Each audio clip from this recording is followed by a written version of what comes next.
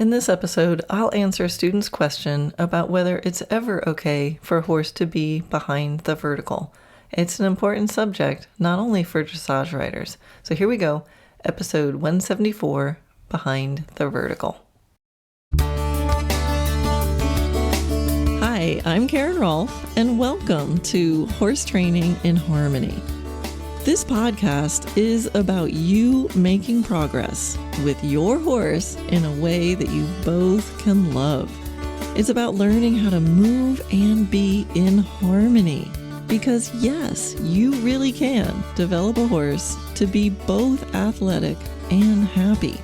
When we show up as our best selves for our horses will show up for us. So let's get started. I listen to a lot of other podcasts, and I realize that some of them start with this like clever or cute banter in the beginning between the hosts. And I was like, I don't have another co-host, so I don't get to have any of the like cute, funny, lighthearted banter. I mean, sure, I could talk to myself just fine, but I wonder if I need to see if my husband Dana would come on and do a little banter with me in the beginning. He's speaking of talking to oneself. The other day I'm like, hey, how come you never like seem to hear me when I'm talking to you in the house? And then I realized, between talking to myself and all the animals, I think he doesn't notice when I'm actually addressing him. Anyway, I should probably get right to the podcast, the horse training and harmony subject. So somebody recently sent in a question, and I'm always really appreciative when people send in questions. I have a link, I'll put it in the show notes, where you can actually record your question. And, I love hearing them all. I don't get to answer necessarily every single one of them on the podcast, but it really is helpful to hear what's going on, what sort of thoughts and topics and questions you guys have. So anyway, Danae, I hope I'm pronouncing that right, sent in a question about having your horse in front of the vertical, and is it ever okay for a horse to be behind the vertical? So I think the best thing to do now is to play her question. Hi, Karen. I just want to, first of all, thank you for everything that you're doing for us heart-centered dressage enthusiasts. My question is, as I'm bringing my 6-year-old dream warm blood up through the levels, I am so focused on wanting him not to come behind the vertical. Is there ever a time that that's okay while he's learning how to round his back and push from behind? I know that the goal is to be up and in front, but is there a time and a place for behind the vertical? So I love this question, and I can just hear the enthusiasm that Danny, I don't know how to say it, has for her beautiful young horse. And I love that she's really thinking about this because it is kind of important. So in my usual style, I will answer the question, but I also want to just use her question as a reason to kind of talk about this in general. So this behind the vertical thing, let's go to the rule book. What does dressage say about this point?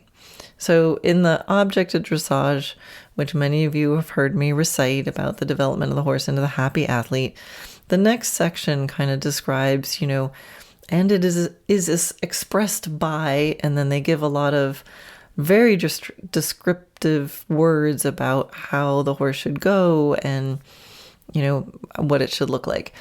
And so there's a section, and I'll just read the paragraph. It says, in all the work, even at the halt, the horse must be, quote, on the bit.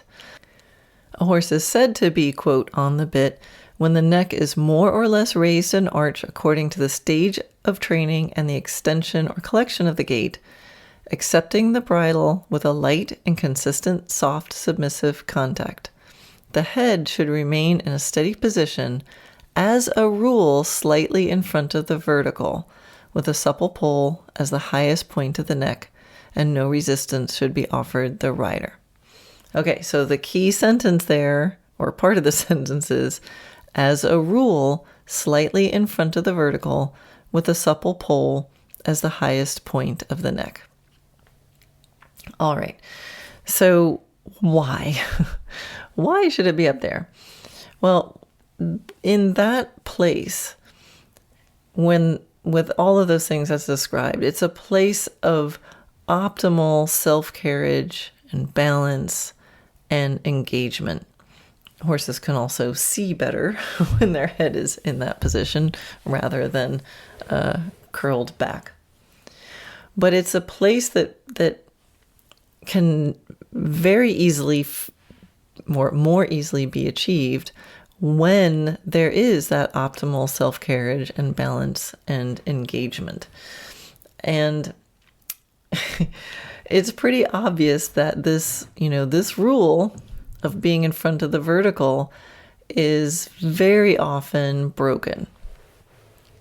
So we see it even in the competition arena. We see it for sure in the warm-up arena. We see it all over the place. I did a whole blog on life imitating art, imitating life.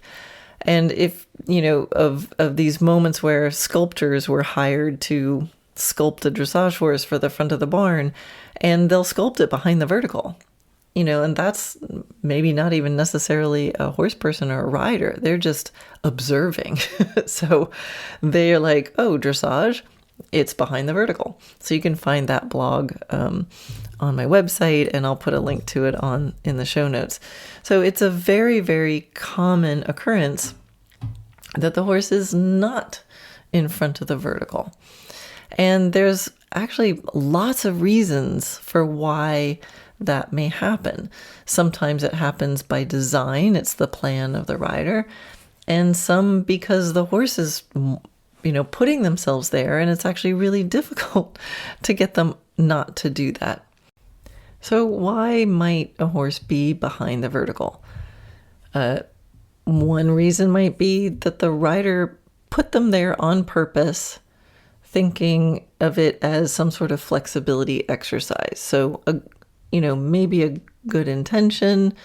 It's there by design, and they're communicating it to the horse. And then it could be okay for a moment, or are they keeping them there for the whole session?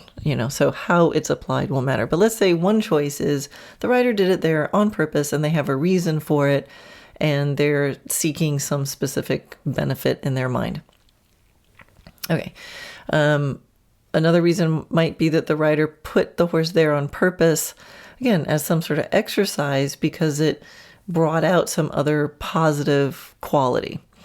A very playful example of that might be, like if I've been doing a bunch of collected stuff and the horse does something really good, I might get up in 2-point for a minute, and that they might really want to round their back, and they feel good to kind of almost not buck, but really kind of dolphin their backs. And in that moment, they put their necks down and kind of, dolphin along for a few strides. I'm not saying, oh, I'm going to put them behind the vertical to make that happen. It just might happen. And I might just sit there and let it happen for a few strides because of how their back is coming up. Even if sort of ideally I might say, well, no, I should let the reins go longer and let the nose come forward. If it's something the horse is kind of offering to do, and it's maybe a reward from some really good collection, I might not, panic. I just okay, so we go in that position for a few strides. He's playing, and it must feel good to him. Something like that. A horse could be behind the vertical because the rider is actually forcing them there in the name of submission or control, right? So a roll cur kind of thing, or a horse that's that's kind of a little bit out of control, and they're, through submissiveness of like, let's get that neck under my control so the horse can't be in control kind of thing.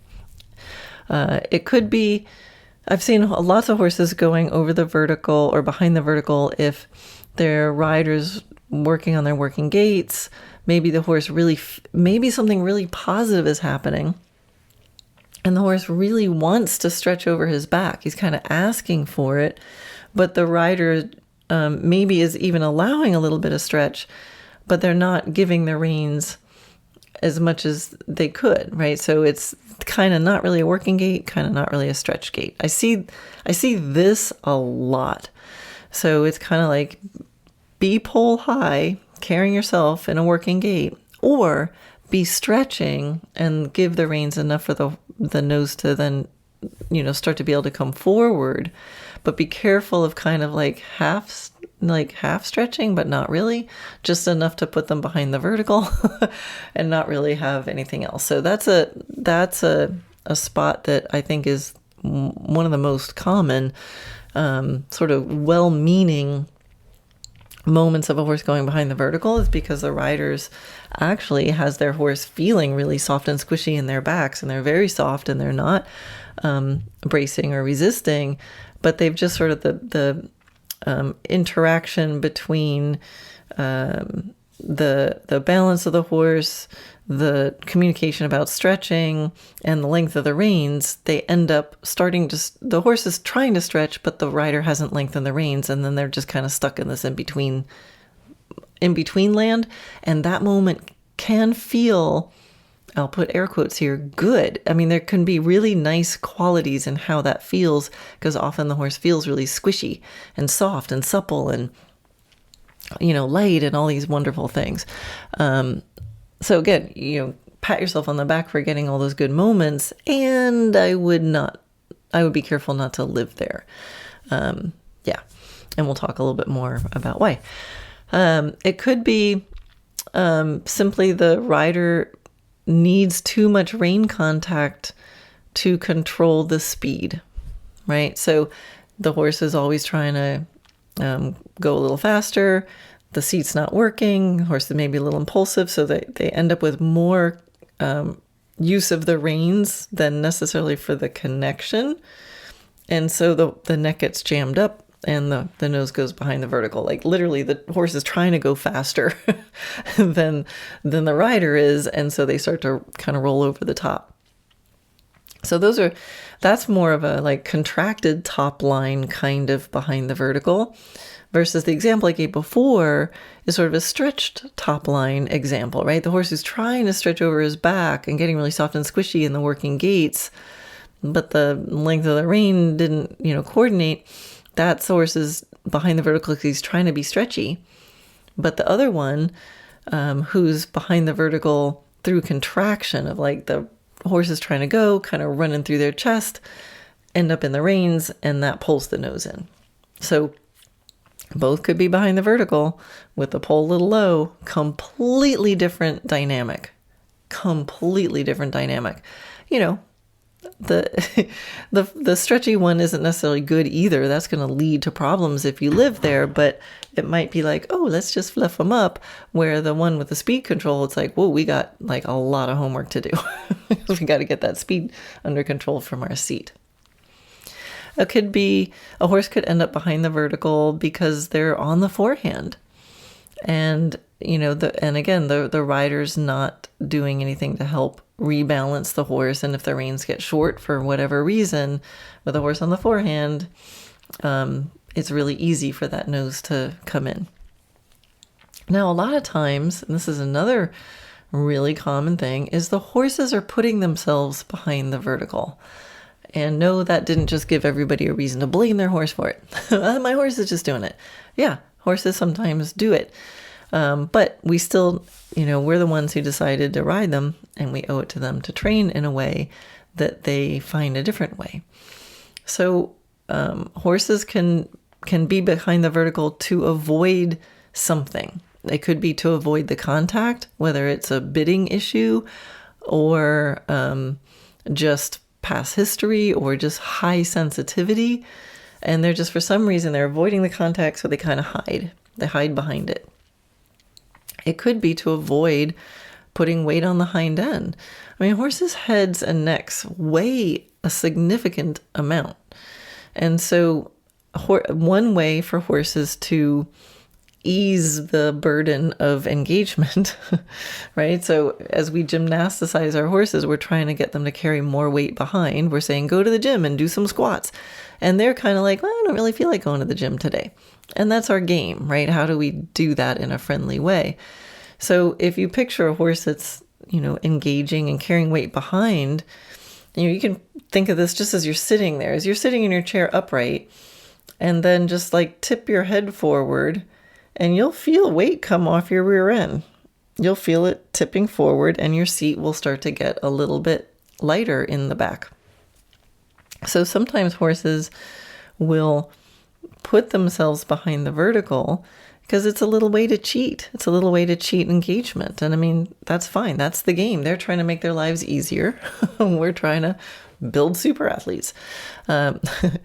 So it's just a puzzle. That's an absolutely normal puzzle when riding a horse, is how do we create the core to be used, the hind end muscles, the hind end to carry the weight so that they can be, healthier carrying us.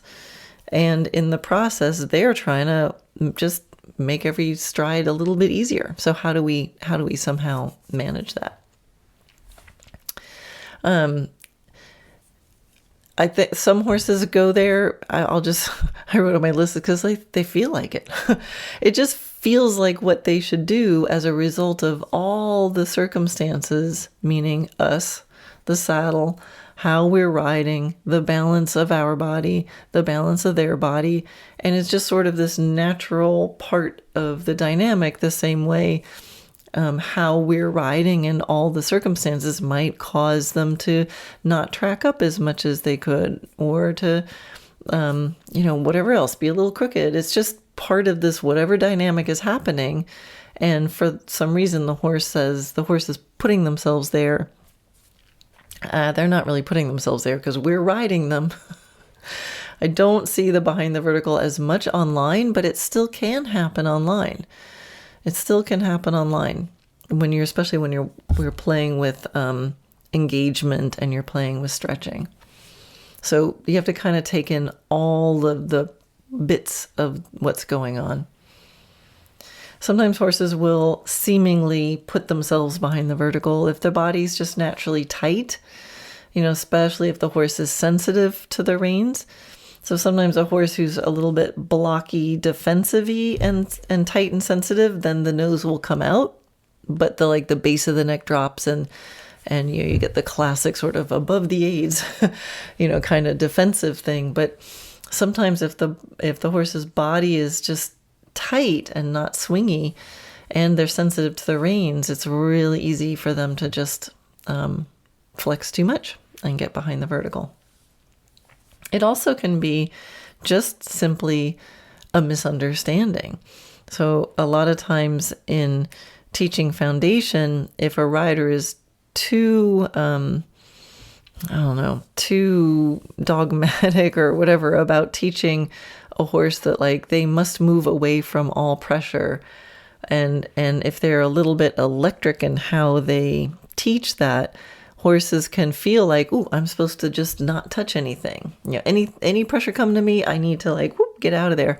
And they just simply misunderstand. So every time the reins get taken up, the horses naturally just, you can't find them. They're just avoiding that pressure because they think that that's what they're supposed to do. So I teach all my horses to follow a feel. I think it's a part of the education to be able to solve puzzles by realizing they can relax when they feel the pressure, but I don't teach them to run away from it with the reins. I just mostly want to feel like if I touch you, relax and trust me. And then when you're relaxing and trusting me, I can guide you where you need to go. And please trust me to allow me to do that. But I don't teach so much the, like, if I touch the rein, I want you to like put your head on my knee or something like that. Not that kind of yielding to the pressure. So I guess one of the main points here is that when a horse is behind the vertical, it's not always caused by mean, terrible riders. Or especially if you find your horse is sometimes behind the vertical, it doesn't mean that you're a mean, terrible rider. It's just something that needs to be figured out for the training. And I just feel like I have to say that because there's so much bashing going on out there, and rightfully so sometimes. But to look at every picture where a horse is behind the vertical and just, yes, we can discuss it from a biomechanical point of view, but there's a lot of rider shaming out there. So, hey, if it was easy, everybody could do it. And we just have to keep looking at it and saying, yeah, that is what I'm striving for, not behind vertical, but to be nose in front of the vertical is what I'm striving for. But not every nose that's behind the vertical means that they were tied up and forced there. Just saying. All right, but it is important, and it is something that needs to be addressed, and I think it needs to be a higher priority in many circles. The neck is the easiest thing to see and control, so when a horse doesn't feel round enough, many people go to the neck and try to round and round and round and round it, hoping that at some point they can curl their horse's neck up so much that the lower back magically pops up, which in my view never works. I find that when a horse is balanced in self-carriage and engaged and round and supple in their body, then it's easy to let the horse's neck up relative to their overall balance naturally and let the nose forward. It feels amazing because the horse is round. So if your horse doesn't feel round when the nose is in front of the vertical, the problem is with the body and the self-carriage, not the neck. And that cannot be covered up or corrected by rounding the neck more and more and more. I came across an interesting article by Dressage where they placed some EMG sensors on the horse's pole area. They said above the atlas joint on the brachiocephalic muscle, and measured what was going on there when their horses were moving behind the vertical versus in front of the vertical. And they did this in a kind of cool way, and I'll put a link to this in the show notes. And they did it so that the riders were riding with very light contact, and they were not purposely ever putting the horse on the vertical. It was this example of when the horses were kind of just going there, and they could actually put sensors on the arms of the riders so they could really see, they were measuring horses with very light contact when they were putting themselves, the horses were putting themselves behind the vertical, or were behind the vertical for whatever reason.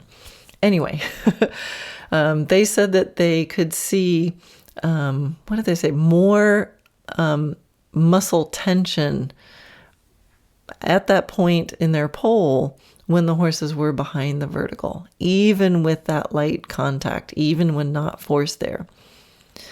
So, and then when the rider asked the horse to kind of open their frame and get their nose in front of the vertical, the horse's pole muscle activity dropped significantly. So it's really interesting that they did that.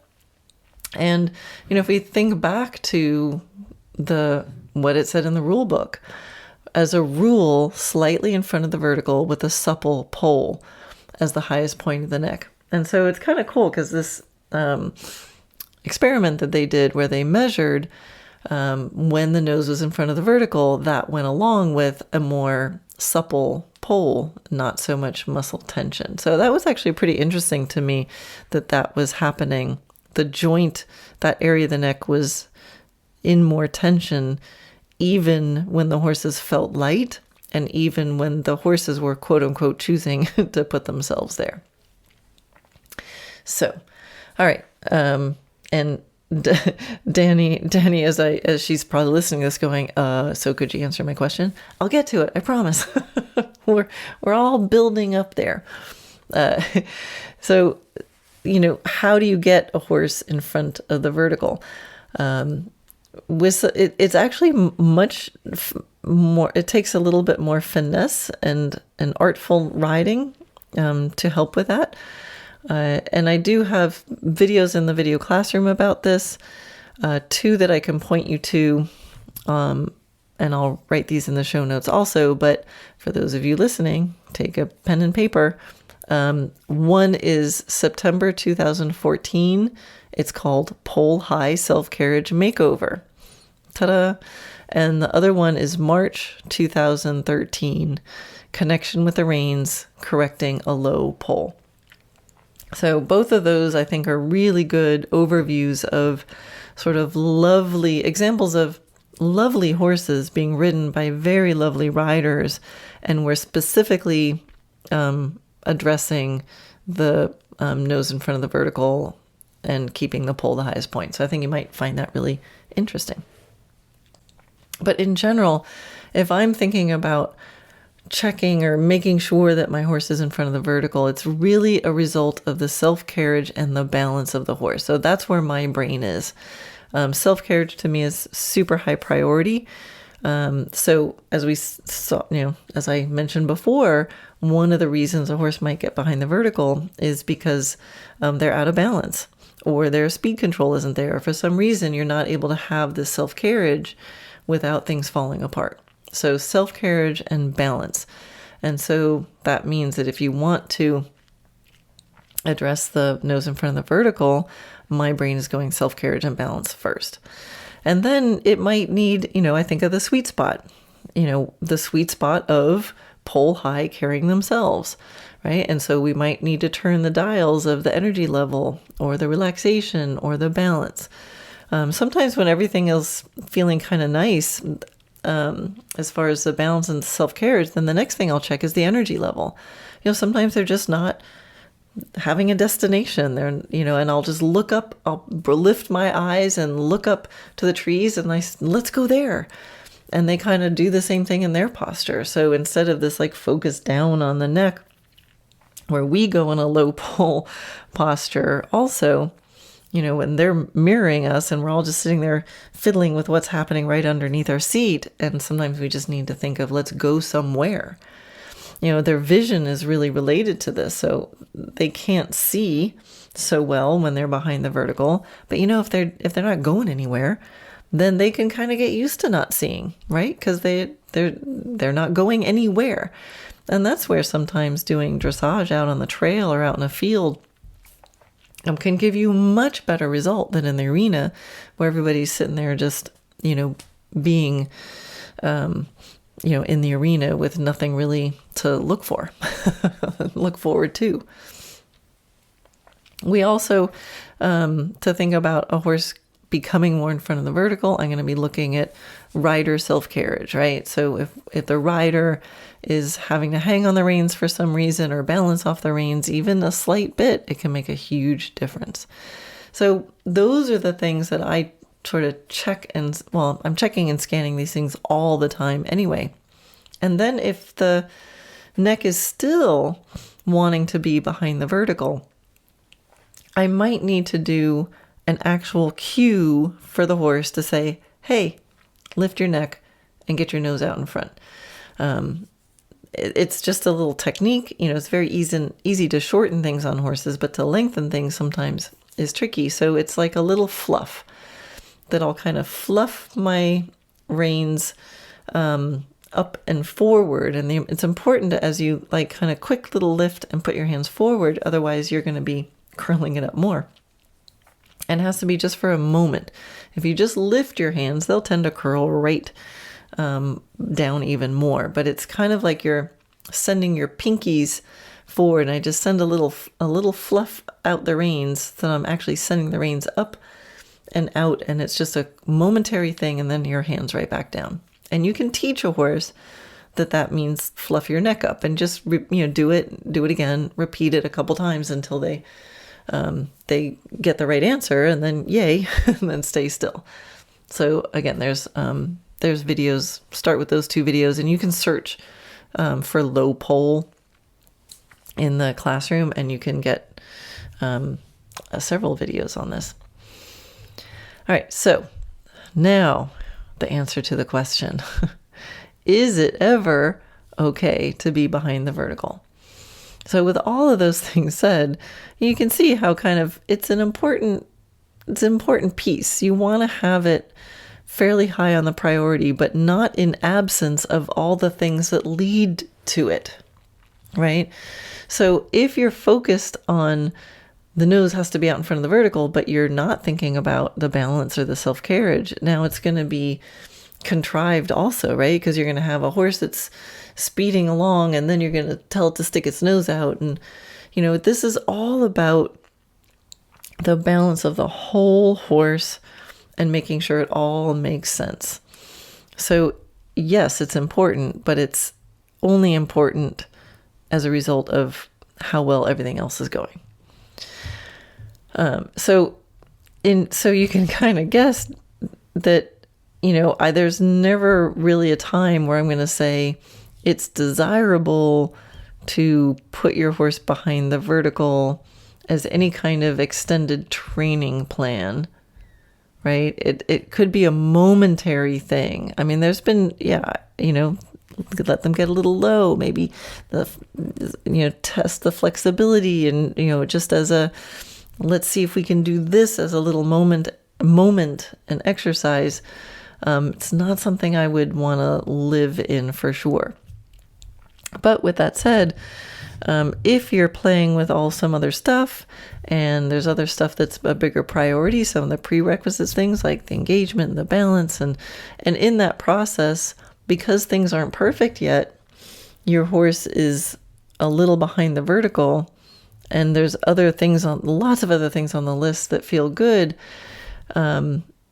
If you're working on the prerequisites, those other baseline things in the body, the self-carriage, the balance, the sweet spot of everything, you can notice it and don't have to panic and immediately do something with the neck. You can just notice the neck and say, okay, well, I noticed that neck, but I'm still working on this other thing, and we're going to keep working on the other thing, knowing that when I get it, then the nose hopefully will be in front of the vertical.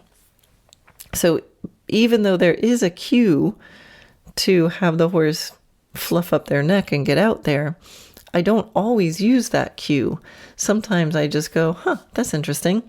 Yes, things are less than perfect right now, but I'm still going to be addressing the body, waiting for that nose to come in front of the vertical, as long as I'm not actively doing something to cause it. I'm not actively pulling on the reins. I'm not actively making it happen, right? So it's kind of in the category of, when you're trying to develop a shoulder in, yes, we would love a perfect 3 tracks, but as you're developing it, it's not going to be perfect. So just keep aware and forgive things not always being perfect, but notice, right? So going behind the vertical, it's, well, like many things that we want, we're simply working towards them, and they're not always going to be perfect, but keep playing to find it. And this is the art of dressage, right? So even if you don't ask your horse to go behind the vertical, you don't always have to panic if he's there, if all the other good qualities are present. Just notice, keep playing with it. It is a good enough rule of thumb and it's a good enough, what's cool about it is pretty measurable, and especially if you have mirrors and you want things to check on, that's a really nice thing to check on. And if all it takes is a little adjustment to go the difference between slightly in front of the vertical and slightly behind, it's important enough that, why not do that, right? I think you're going to biomechanically get in a lot less trouble down the road by keeping it a priority now.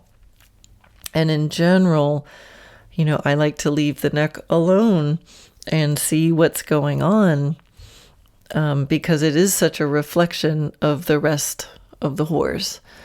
And I think looking back and how are my priorities changed over the years and the decades, that is one thing that I would say is much higher on my priority list now.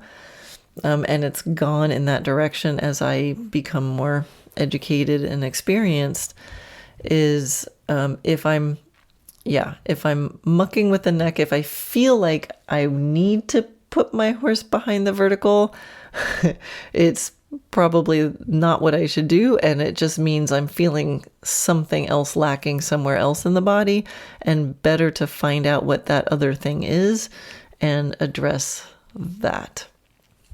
So strive for in front of the vertical. Don't get stuck in patterns of behind the vertical. And definitely it's a red flag if you start feeling like, ooh, I really think I need to put my horse behind the vertical on purpose, especially if it's for any kind of extended period of time. I hope that makes sense. So, it is a flexibility. It can be a flexibility challenge, which can bring out some good things, but be sparing if you start feeling like you need to. Right? But also know that your horse can be slightly behind the vertical and have a whole bunch of other things on the list that are awesome. So don't beat yourself up. Don't panic. Just, celebrate what's working well. Keep noticing and seeing what else you can change to encourage that natural carriage of the neck. It's so easy to shorten horses' necks, and it causes so many problems. You'll run into less problems down the road if you can ride your horse with a long natural neck rather than an over round neck, especially in comparison to the rest of the body. Anyway, I hope that helps. All right. See you next time.